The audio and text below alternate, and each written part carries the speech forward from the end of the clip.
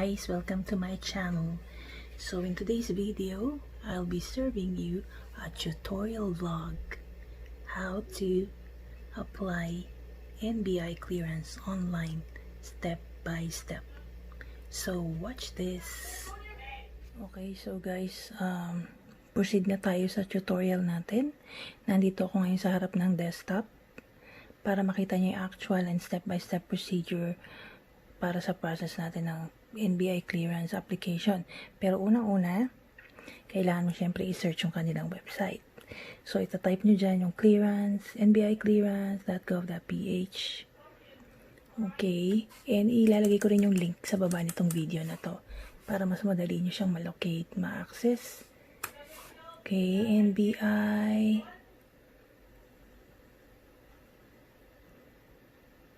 NBI clearance .ph. Wait. So, ayan. nbi.gov.ph. Lalabas siya sa NBI clearance para ma-open yung website nila. And then, ito yung unang bubungod sa inyo. Yung option nyo sa language. You want it English or Tagalog. Siyempre, in this case, piliin ko si English. Pero it's up to you. And then, may advisory na naman dito. Another popped up window. Basahin nyo lang yan for more informations. And then, you can close that window. Okay, now, so eto na si website ng NBI clearance. Makita nyo sa right corner, email, and then password, sign in. Para yan sa mga nakakreate na account. Pero sa case natin, magki-create pa lang tayo na account. So, dito tayo sa baba. Register. Okay, sa register, makikita nyo dyan, do you have an NBI clearance issued from 2014 to present? So, dahil wala pa, let's assume, itong tutorial na to para sa mga wala pang account or wala pang NBI, kaya ititik natin yung no. Ayan, pagkatik mo ng no, makikita mo dyan yung mga boxes na kailangan mong i-fill out para makakreate ka ng online account with NBI. So, makita mo dyan may gender, civil status, birthday, yung legal name mo, and then itong mobile number, phone number mo, and then email address. Be sure na kaya nyong buksan yung email address na ibibigay nyo. And yung phone number is kaya nyo ring i-access kasi sa phone number na ilalagay nyo, dyan nyo marireceive yung one-time password o one-time PIN na isisend ni NBI para ma-confirm niya ang iyong account. So, yan. And then, phone number, email, and then bibigyan ka rin niya rito ng chance na makakreate ng iyong password. And then, after nyan, just tick this box, read and accept terms of services, and then click nyo rin tong I'm not a robot para sa CAPTCHA, and then sign up button. So ayan, nakakreate na tayo ng NBI online. Nagawa na natin yung part ng ating registration para sa NBI online account. So natapos mo nang fill upan yung registration, and then natapos ka na rin sa CAPTCHA, and then hinit mo na yung sign up na box. Lalabas ngayon yung privacy agreement. I-click mo lang din yun lang yes. And then ito lalabas na tong si one time password o si OTP na isi-send sa iyong cellphone number. And then pag na-receive mo yun, yun ang ipapasok mo dito. Okay? 6-digit na character. Ipapasok mo dyan, and then you will click that button submit. Pag na-submit mo yan, ibig sabihin na verify na niya ang information mo, nakakreate ka ng online account with NBI, and then magpo-proceed ka na sa NBI clearance application mo. Ipapasok mo na dun yung mga informations tungkol sa'yo para sa NBI clearance. Okay guys? So, let's see the next step. Ayan, so na-apply na natin yung yung OTP or one-time password. And then, i-click mo yung submit. Yan, submit. And then, successfully registered in our portal. So, ganyan, naka-register ka na sa sa NBI clearance online account mo. So, pwede ka na mag-start ngayon na, let's see, mag-i-start ka na gumawa ng iyong NBI clearance application online. Okay. Tingnan natin. Magsa-sign in ka na ngayon. Gamit mo yung credentials na mga in-apply mo.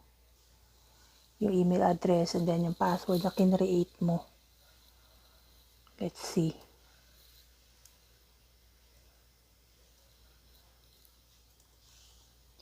Ayan, sign in.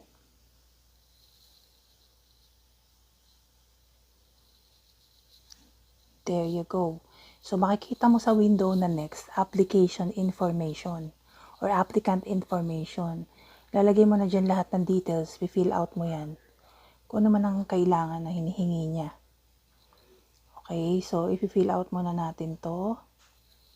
Simulan mo sa name, etc. Okay, so after na filling out this page, yung applicant's information, okay, hanggang sa dulo, click nyo lang yung save information.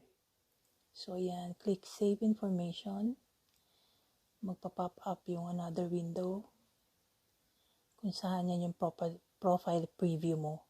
Yung mga informations na ipinasok mo, double check, kasi pag may mali, hindi din siya magpo-proceed to submit and then you have to close it and babalik ka dun sa form na finilapan mo to correct yung mga maling nalagay mong information. So here, let's submit. Ayan, profile successfully saved. So, na-save na siya. Okay, so ayan yung view. And then here, you will click this button here. Apply for clearance. Ayun. So, just to summarize, una natin ginawa, nag-set up tayo ng account sa NBI para sa online profile mo. So, may NBI account ka na and then nag-set up ka naman ng profile, mga informations mo. Pinasok mo yung mga informations mo and then sinave and submit natin. And now, ito yung proceed na natin. Proceed na tayo sa pag-a-apply mo ng clearance, which is itong tab na to. Okay? So, pag-press mo ng apply clearance, okay, click mo yan, lalabas sa'yo information, type of ID. Select, anong klase ng ID ba yung ipipresent mo? Ito yung mga valid lang. UMID, passport, PhilHealth, Voters ID, BIR, PRC license, etc. Nakalagay dyan naman. Okay, so in my case, pinili ko yung passport as my ID. And then, syempre, i-type in ko yung ID number ng aking passport. So, and then sabi dito, I certify that all informations on this form are true and correct. I understand that any incorrect, false, or misleading statement is punishable by law. So, agree to that. Click mo yung agree button. And here you go. Another window nag-pop up. Important reminder. Ito lang yung kung ano yung mga kailangan mong information later. So, reference number na po provide nila, etc. So, basta may pop-up window, basahin nyo lang and then close. So, itong nilabas niya ngayon, kung saan magsiset up ka ng schedule. Okay. And kung saan ka magbabayad. So, sa setup ng schedule, like today, or like now, nasa month tayo ng October. Pero I have to set yung branch kung saan ako nakalocate, kung saan man kayo nakatira, kung saan kayo malapit na NBI. Ako sa case ko, nilagay ko yung aking hometown, which is Marilao. Kasi may PhilHealth kami doon. Meron kaming NBI doon. So, sinet up ko siya kay Marilao, and then pinakita niya sa akin yung mga schedule as slots available for month of October. May options dyan ng AM and PM. So, if for example, i-schedule ko yung sarili ko sa Monday, October 19. So, piliin ko si PM. Ayan. Na-click mo na. Hindi naman magbabago yun, basta na-click mo lang siya. Okay. So, na-click mo na si PM. To set your mind, successful schedule, click. So, click mo lang kung AM or PM. Wala siyang specific time. Basta it's either umaga or sa tanghali. And then, you choose kung saan ka magbabayad. Kung saan ang pinaka-convenient sa'yo. Like in my case, I would choose 7-Eleven. Another window pop up. Reminder of payment. Instruction kung saan ka magbabayad. Kung anong kailangan mong dalhin. So, hindi kayo maliligaw. Basta magbasa lang kayo bago kayo nag-click. And then, proceed. Ipapakita niya na ngayon yung magkano yung amount na babayaran nyo. Yung additional service fee, like for example sa 7-Eleven, so magiging 155 ang aking total. Ayan, Monday, October 19, schedule ng aking NBI biometrics sa Marilao Municipal Hall. May address din. And then nakalagay din dyan kung kailan ka pwedeng magbayad. Hanggang kailan ka pwedeng magbayad. And then you go proceed to payment. And there you go. Okay, tapos meron na naman siyang information o instruction kung anong gagawin mo. Ito yung reference number pag magbabayad ka sa 7-Eleven. Yan din yung gagamitin mong i-input mo kung magbabayad ka rin online sa bangko mo o anumang means mo magbayad.